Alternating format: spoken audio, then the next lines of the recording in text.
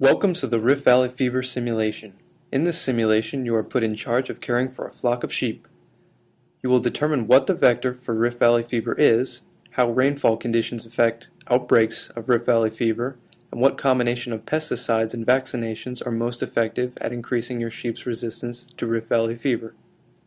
To begin the simulation, click on the Sim tab.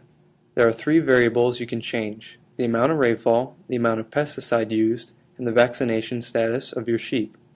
In this case, I will increase the rainfall to flood conditions.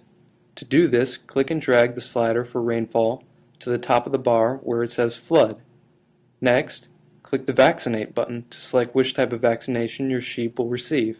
In this case, I will choose a live culture vaccination. Please note that you do not have to vaccinate your sheep.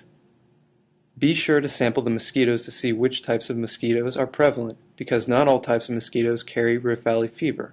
You can do this by clicking the Sample Mosquitoes button. When you are done looking at the mosquito count, click the Close button to return to the main screen. The last variable that you can control is the level of pesticide used. As with the rainfall slider, simply click the white slider on the pesticide bar and raise or lower it to the desired level. In this case, I will only use a small amount of pesticide.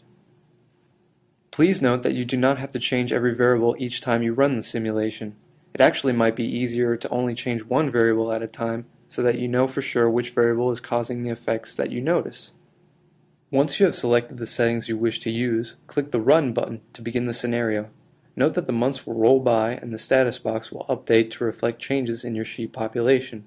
Click the Pause button at any time to stop the simulation and analyze your results.